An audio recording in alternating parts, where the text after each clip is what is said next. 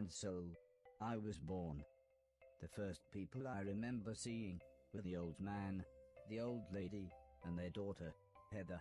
After they'd said hello, the old man powered me down so he could install some software. I could tell they were nice people.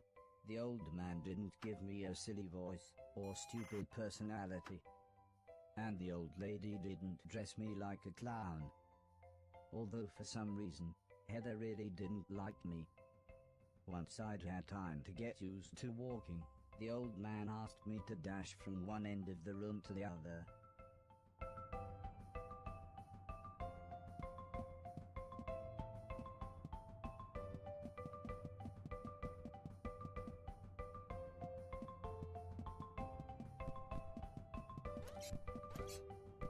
Next, the old man spent a couple of hours building some wooden platforms. He said he wanted me to jump up them, but I must admit, I was scared. It wasn't until I saw Heather and her mother happily climbing up them that I decided it might be okay.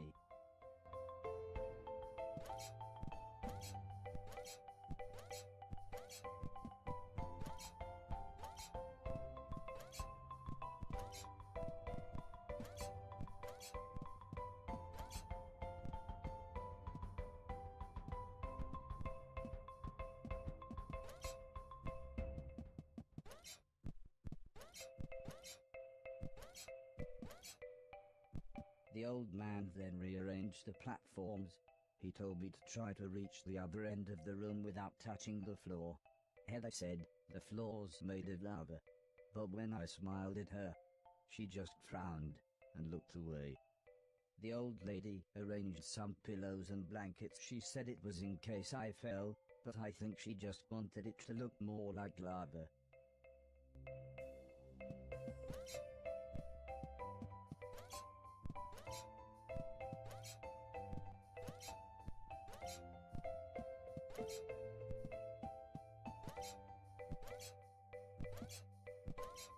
When I reached the other side, the old man just smiled and said, "That'll do, for now."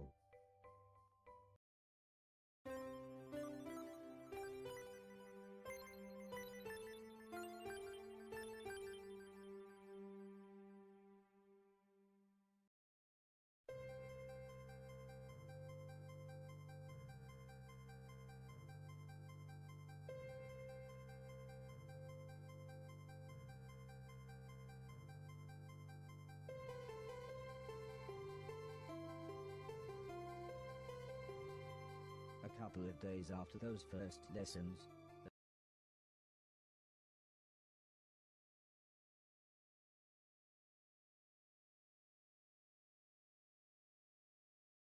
the family had a big meal, and I was introduced to everyone else. The professor was the old man's brother. He was very quiet, and always seemed to just kind of stare at me. He had lived with the old man for 5 years. The house was so huge they barely saw each other. He preferred instead to stay in his room, leaving everything up to his butler, Mr. Deck, as he insisted everyone call him, although the professor always called him Anton. For a while, he called me the yellow bastard, but the old man made him stop, as he thought it sounded racist. Mr. Silton was the old man's driver. Before he worked here, he'd gotten in with some bad people and was the driver in a post office robbery, although it all went wrong for some reason. Mr. Silton showed me a video of his band. I'm sure some people must like it, but I just found it terrifying. Then there was Alice. She was the cook. She was a nice old lady. When she was younger, she had been a TV chef. Then, years later, she had a small part in Coronation Street. Mr. Silton said, before she worked for the old man, Alice was quite a hoarder. She kept old newspapers and bicycles, and something about a poo in a shoebox. The next morning, the old man gathered everyone together to show them what I was capable of. "What else does he do?" asked Mr. Silton. The old man smiled. He can help around the house. Could he help me with my newspaper collecting? Asked Alice. I'm not sure that's a good idea, said the old lady, but he can do all sorts of jobs. Yeah, said Mr. Silton, shove a stick up his ass and he can do Dick's job. Now, said the old man, we have company, pointing to some important-looking people. Two large men, both called Gary, set up what the old man referred to as lasers. He said again, I should try to get from one end of the room to the other, but I shouldn't be worried, as I had a special chip which meant no matter how damaged I was, I couldn't die. He said it was like infinite lives in a video game. But when he realized I didn't understand, he said he would explain another time.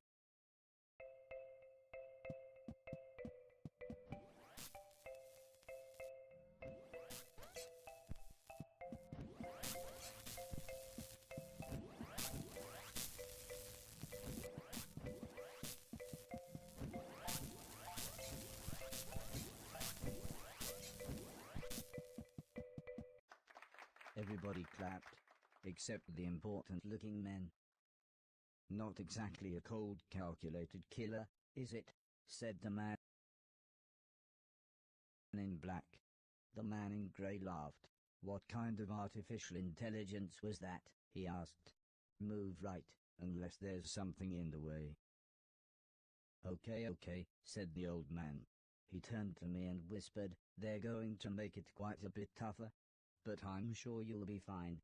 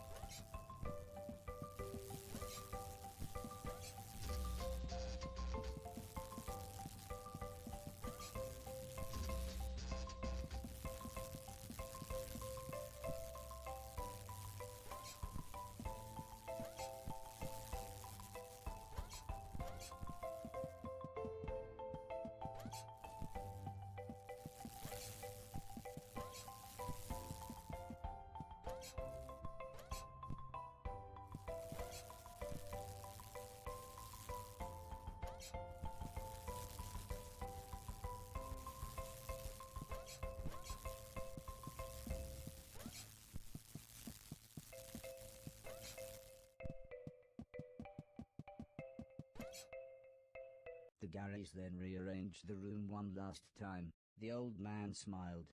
Now, there's no need to look so glum, he said. I'm still happy with everything you've done today. So this time, I was determined to do him proud.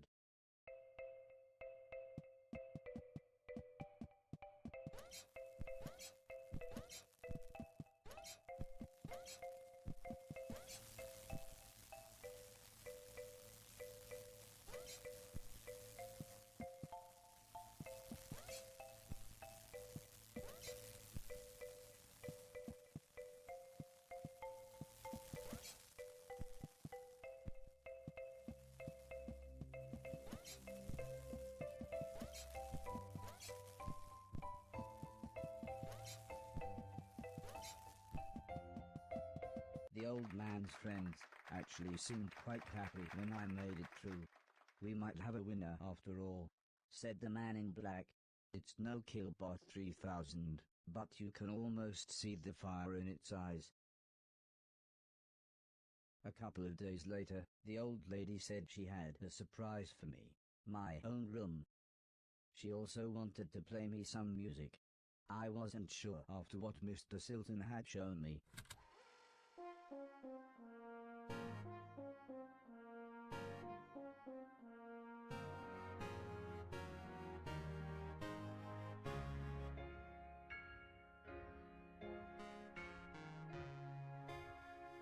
As if music wasn't amazing enough, the old lady then bought me a television set. I couldn't believe what I saw. I watched everything I could. Comedy, drama, horror, sci-fi. Anything anyone wanted to watch I would happily watch with them. Then one day, the old man set up a small box. He plugged some cables into the television and said, "This is what I meant when I said video games." I played games at every chance I could. I took on everyone. I was unstoppable. I had enjoyed music, film, and television. But to me, video games really were the highest art form.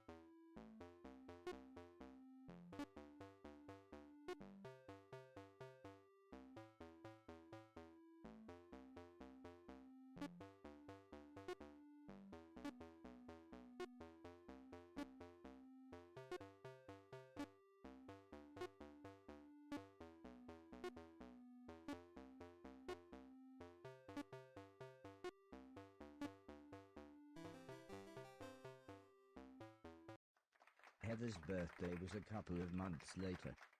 Her mum and dad had bought her a camera and arranged a day out by the sea so that Heather could take some photos, although I really don't think she wanted any pictures of me. When the old man asked the professor if he wanted to go, he frowned and said, "I can't believe you want to spend time with that thing, it could destroy the world."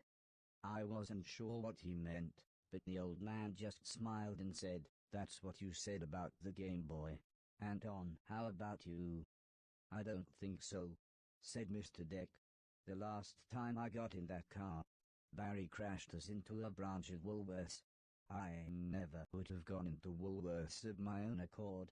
The old man explained that the car was old and the brakes had failed, but Mr. Deck was having none of it. So Mr. Silton drove, and Alice came along for the fresh air.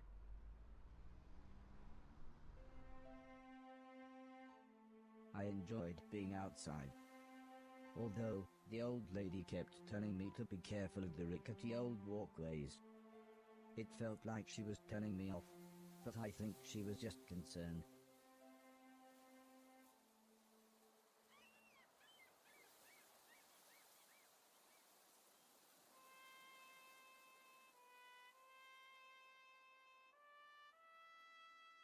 As the old man and I stood on the cliff tops, I could see something in the distance. I wasn't sure what it was, so I asked the old man. He said it was a battleship that had sunk in the 1940s. But he looked so sad when he spoke about war.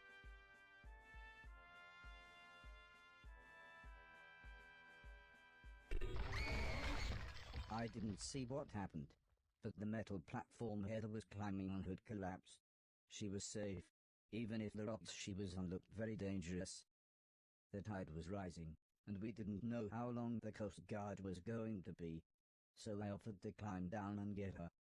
The old man agreed, but said I should be careful, as Heather doesn't have infinite lives, like I do.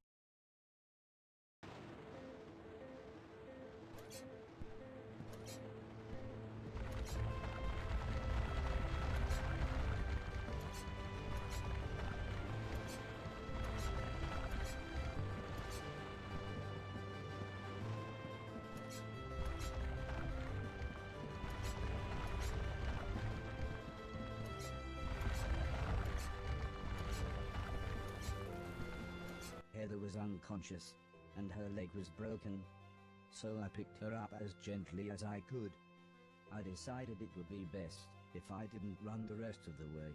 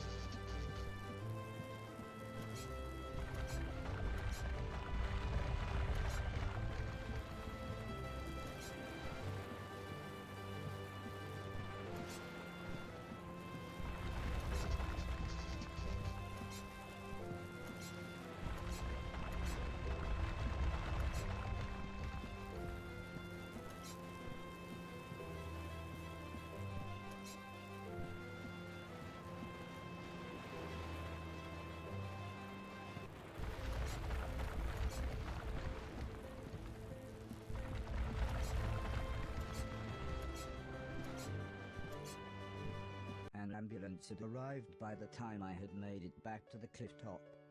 The medics made sure Heather was okay, and then took her off to hospital. A few days later, we all went to see how she was doing. She was fine, but would have to wear the cast for a couple of months.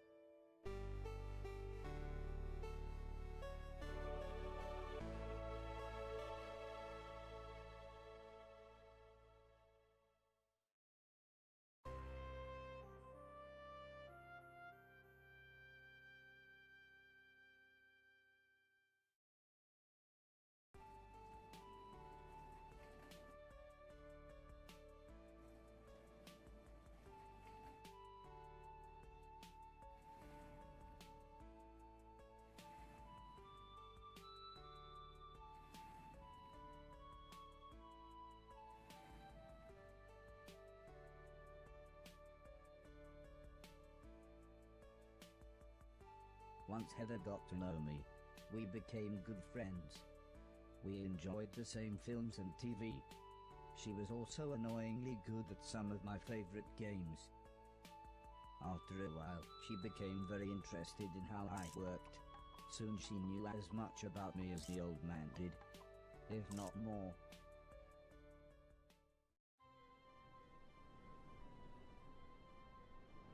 We spent the next couple of months visiting other countries, as when it came to teaching me things, the old man always liked to pick interesting locations.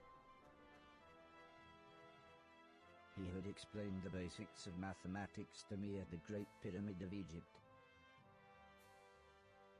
Taught me history in the dead of night, surrounded by mysterious giant stones.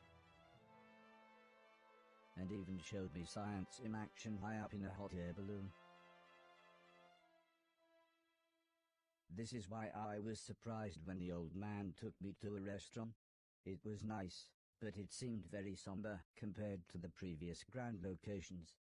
He said he just wanted to chat, and this was nice and quiet. Plus it was his favorite place to eat. We talked about life, the universe, Douglas Adams, everything really. When I asked him why were we here, why did we exist, he just smiled and said, "Life is like a game, just don't expect to be finished anytime soon." When I looked puzzled, he said, "Well, everyone should have a purpose." So I asked him, "What's my purpose?" He thought for a bit, then said, "So you want to be a real boy?" Which just confused me even more. Eventually the old man said, "For now, I want you to help clean things around the house." I must have looked unimpressed, as he then said, "Okay. I want you to clean 1,000,000 things." It didn't sound like the meaning of life. But I suppose you've got to start somewhere.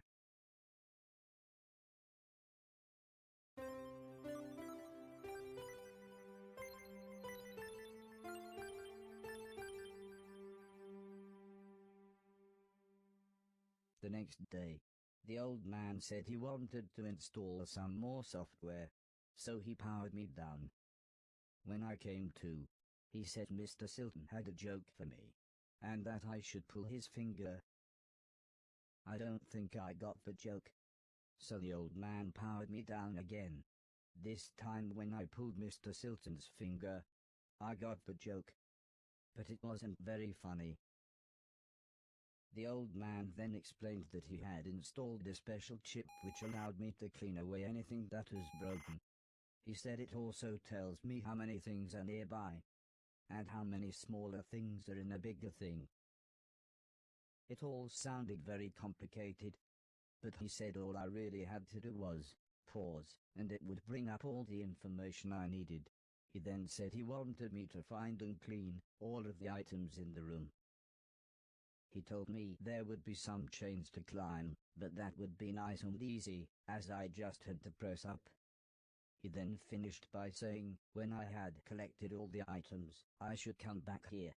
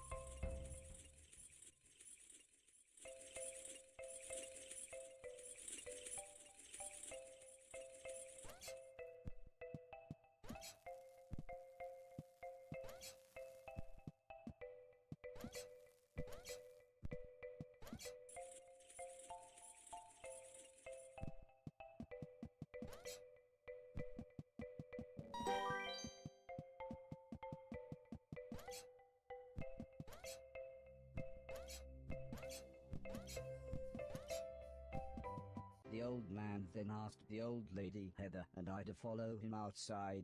I was happy too, as it was a lovely hot day. The old man said he was worried that Alice had been hoarding again. She had filled up a small barn with old bicycles and newspapers. Heather said, this would be a perfect chance to properly test my new powers.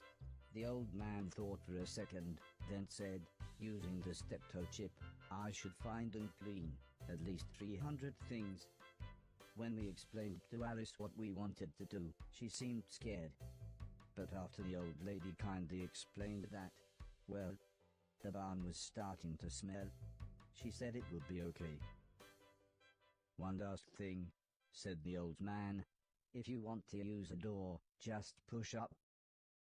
When I was about to enter the old barn, Mr. Silton said he had seen some mushrooms growing inside. He asked me to give him any that I found. He then winked, but I wasn't sure why.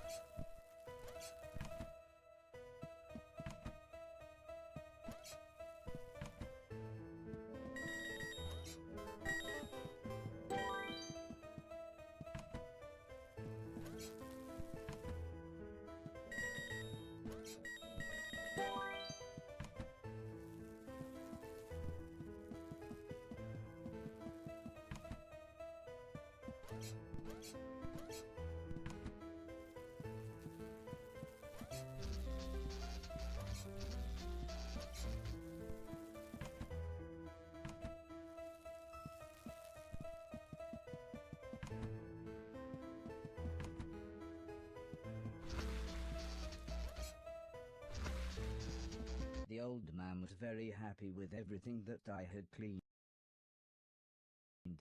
But I think Mr. Silton was even more happy with his mushrooms.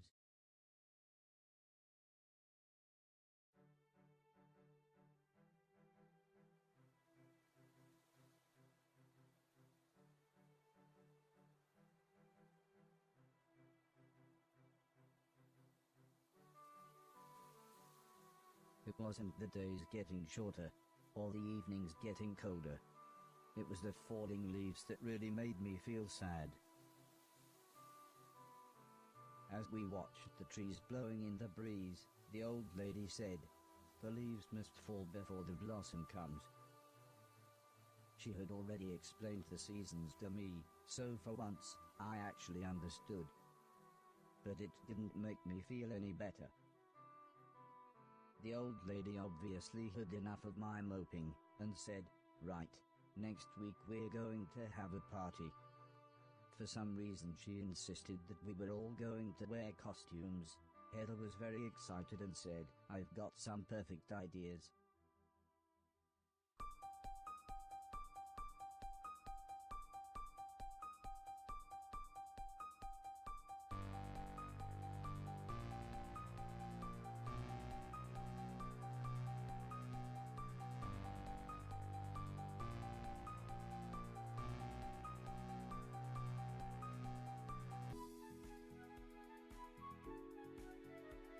was terrifying. Everyone was dressed like someone else. I think I was meant to be some kind of pumpkin, as everyone kept shouting, "It's the Great Pumpkin." Still, at least Mr. Silton was having fun telling everyone his joke. And I suppose Heather's costume was quite flattering. After what seemed like forever, everybody left, and things got back to normal. Heather was allowed to watch a scary film before she went to bed, but I had to help Alice and Mr. Deck clean up. I wasn't happy about this, but the old man said if I was quick, then I could watch the end of the film with them. Alice was vacuuming, and Mr. Deck was taking down the decorations, so I thought I should clean up the plates and glasses.